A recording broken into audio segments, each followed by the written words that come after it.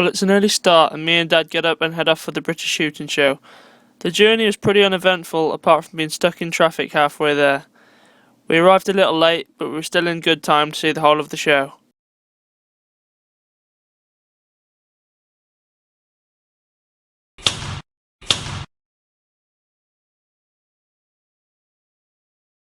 The first port of call was catching up with friends like Kai and Matt and going straight to the speed shoot before the crowds.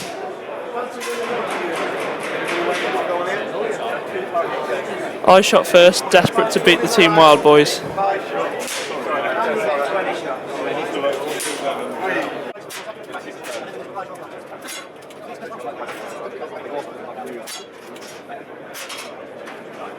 However, after the first 3 shots, we soon realised that there was something drastically wrong with the gun.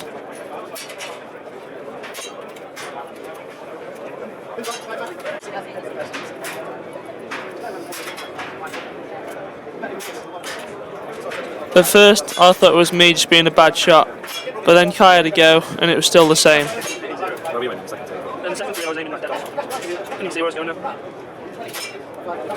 Yeah, I feel a bit better.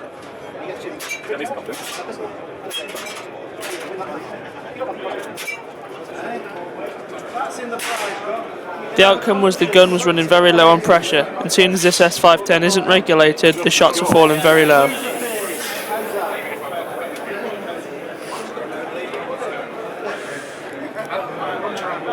So the guys at Air Arms filled the gun back up and we had another shot. As Kai was already at the range, he went first this time. Some good shooting from Kai sees him get 6 out of 8. On the second go, I managed to clear the course, but with a slow time of 36 seconds, I was slower than Kai. The next section was the pistol shoot. Matt went first on this, and he took all 5 shots at the pigeon. It didn't go down once, however it later became apparent that the pigeon was broken, so he got to retake his again.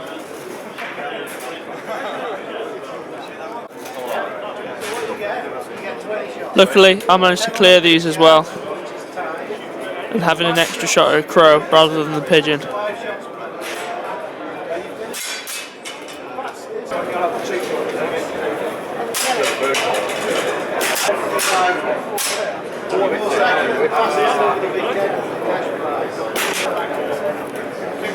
Competition between yourself. Matt, you want to go again with that one?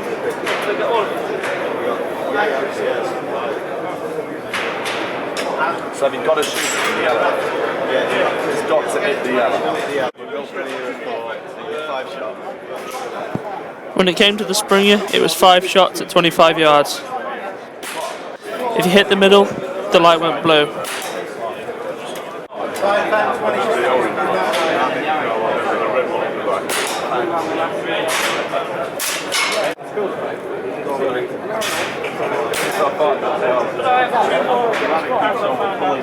Kai wasn't happy with his score, so he retook the whole thing later on in the day. Amazingly, I managed to clear the course without dropping a single shot.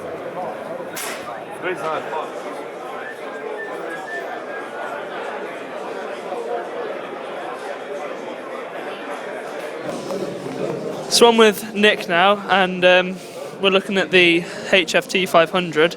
I didn't get a chance to look at this at the Midland Game Fair, so we're just going to have a little overview of it now, shot count and what have you. Okay, Andy. Well, it's a HFT rifle. It's got a multi-adjustable stock. You can obviously alter the butt pad, the cheek piece, get that aligned so you've got the right position for your alignment with the scope. It's got a shelf. This is a new feature for this year. It's only just been introduced. A shelf there which you can add spacers to if that isn't deep enough. It's a long air cylinder. This one produces about 90 shots on a charge. The trigger position's been moved back very slightly so you can get a very comfortable reach to the trigger. Obviously the S510 and the 500 have got these side levers, so cocking is a dream. and the barrel's super duper accurate. So it's got all the makings of a good FT rifle, as well as HFT. But yeah, it's had a few successes, I believe, so far on the circuit. So It's great. we're looking forward to good 2015 with this rifle. Brilliant. Thanks a lot. Okay, cheers, Andy. Cheers. The crowds began to build as the day went on.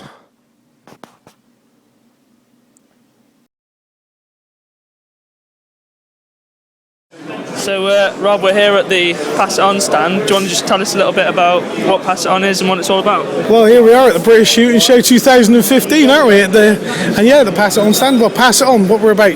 We're all about getting kids and, well, anybody, inspiring them, mainly young sports, to get them off their backsides, off the street corners, off of getting in trouble and getting them out to doing things, you know, hunting, shooting, fishing, climbing trees, making dens. Yeah. Come to a Taste of Stacey for yourself. It's all gravy. Rob's given me a lot of help over the years, over this past year, giving me advice on the internet with decoys and all of that. So if ever you want to check him out, go to Countryman's Diary on the internet or Pass It On Facebook on the website. And yeah, it's really good. Cheers, Rob. No worries, and I hope to see you with those decoys. They look good, what you've been given, and you've brushed them up and painted them. That looks excellent. That's what we're about. You know, don't just rush out and buy stuff. You've got something, make it, reuse it, mend it. Yeah. That's what it's about. Even if you buy broken decoys off eBay. Broken decoys, get given something on their rubbish. No, not liquor paint, clean them up, put some effort in, make your own gear. That's what I did growing up. You don't have to spend all the most expensive money in the world. And sorry, mate, you're on camera. So go for the outtakes. That was a duck, wasn't it? That goes for the outtakes. On that note, Cheers, Rob. Proper job, Bucker. Cheers. Some amazing engraving could be seen on some of the shotguns, with prices in excess of 70 grand. Schmidt and Bender were there, which make fantastic field target scopes. The new BSA R10 Elite was on show as well, with a Hug-It moderator. This is on sale from the Airgun Centre if anyone's interested. So Tony, we're here and we've got the new Daystate Pulsar. Do you want to just tell us a little bit about what's new on this rifle? Sure, everything's new on this rifle. It's a brand new Daystate. It's got a new set of electronics. We've done it in a bullpup format. It's the quietest Daystate ever. It's one of the most powerful electronic air rifles we've done, with 3 power settings. It has all the safeties that we had in the Wolverine, plus a few extra. Oh, and by the way, it's got a built-in laser. Yeah. Brilliant. Could you explain a little bit about the laser and how you How it operate works? it and how Sure. you turn it on and off? Okay, so the gun is designed for the laser to come on when the safety catch is sent to fire. If the rifle's not loaded, then the laser won't come on, which is a big clue that you haven't got a pellets in the breech. So what happens is this gun's ready to go, the laser's on. This rifle's got no air in it, so I'm not going to put a hole in my backdrop. So I pull the trigger, the laser stays on for 1.5 seconds and then goes off. That's to allow you to zero the laser. It's difficult to zero a laser which has just gone off. So we gave it 1.5 second delay. The gun won't fire again, rifle won't fire again until I recycle it.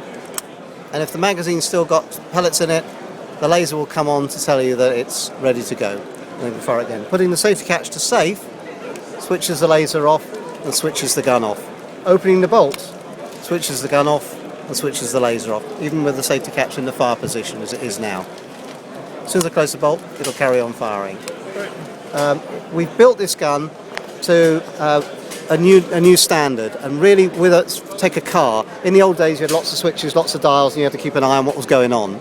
On a modern car, it tells you what's going on when you need to know it. So a light will come on when there's a fault, a light will come on when you're running out of fuel, a light will come on when something needs to be done.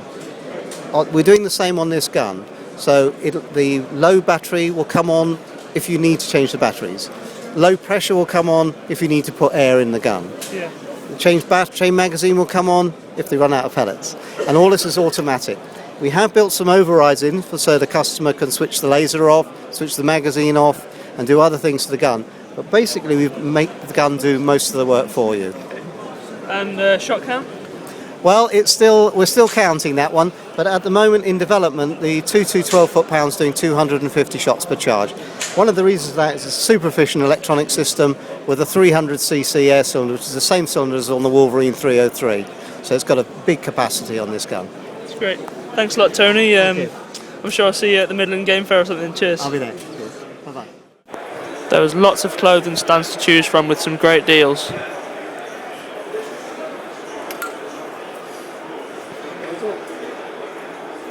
So we're with Greg now, and Greg runs the Countryman's Diary. And Gun Ice. And Gun Ice. You've seen me wearing that a few times. So Greg, do you want to just explain about the Countryman's Diary? Countryman's Diary was developed 3 years ago. A lot of the regular readers for other magazines were saying it's lacking the character of what we used to have, the late great John Darling and several other old countrymen.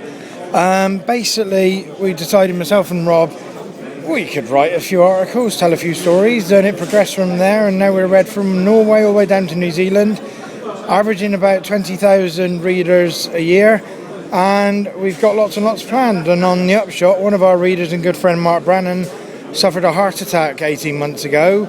When the ambulance crew came and found him on his local golf course, he had used Nightmaster X Searcher as a basically Batman beacon so they could find him on the golf course, and had to resus him, sadly. So they got him resussed, then realised he had his terriers with him, 17 HMR rifle, and they then had to contact the police, get the police out as well to secure all that lot, which took even more valuable time. So we got chatting, myself and Rob, and we decided on starting Gun Ice, which is in case of emergency for shooters. Comes in his handy little wallet, and then inside is all your details, contact details. You can put your shotgun, FAC numbers in there, allergies, blood conditions, the whole lot, and it's all £3 and non-profit. They are good. I've got them as I've already said. So thanks, Greg. Not a problem. Get out, Rob. Pleasure. Cheers. A1 decoys with the oversized decoys by quite a long way, as you can see. Absolutely huge things they are. On top of this Anshunt is a new field target scope. I can't pronounce the name, but you can read it from the side. The side wheel's on top rather than the side, so it's not actually a side wheel at all, it's a top wheel. Which looks like a very interesting design. We'll soon see how it fares in competitions to come.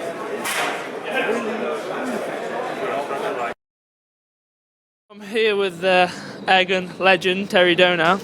Going around the show, I've seen we've seen a wide variety of very modern airguns, from electric bullpups to the latest field target rifles.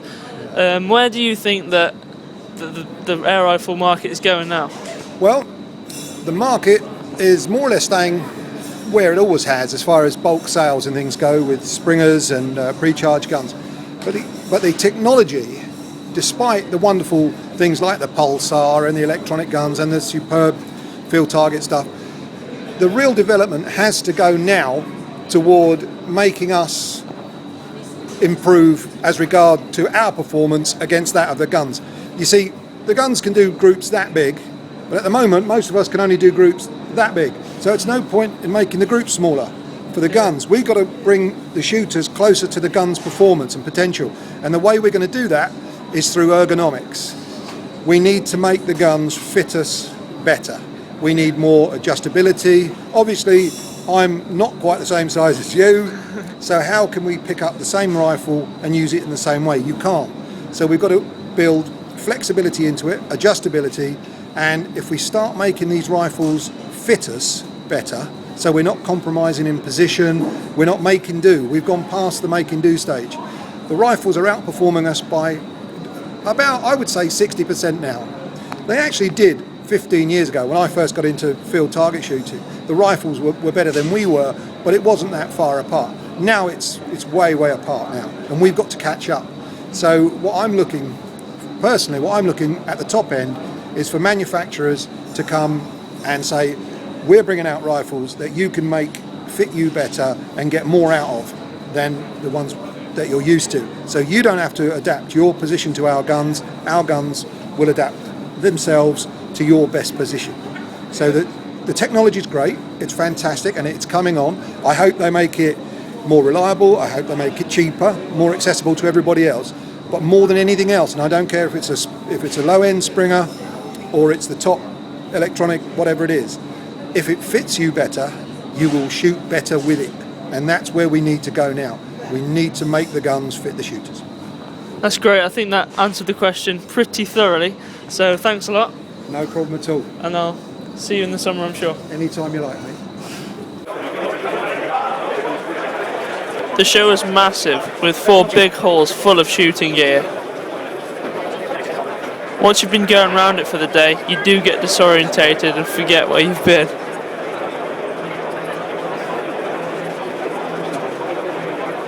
There are signs which can help you get back on track though.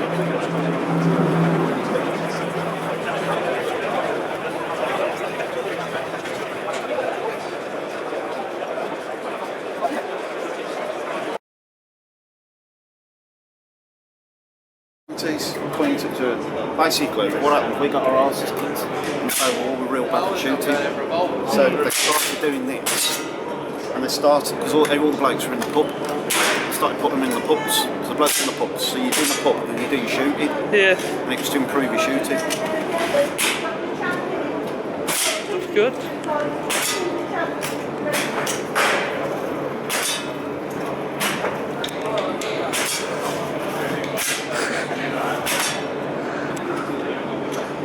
I suppose you don't need like these rifles. This is the sort of rifle, this is like what's the range rifle what you can get with it.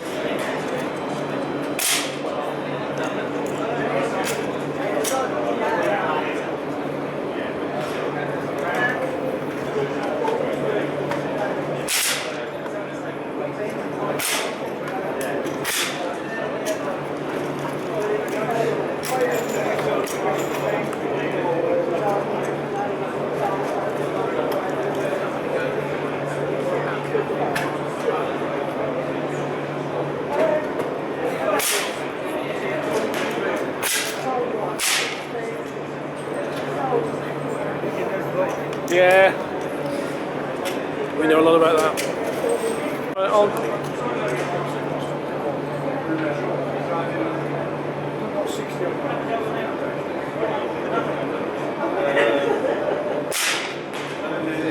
Yeah, video, you do that. it's a bit blurry. I'll zoom right up now. Oh, I can see the mark you made.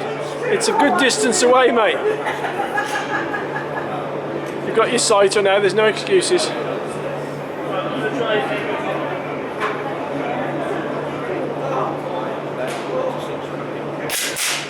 Oh, bit nearer.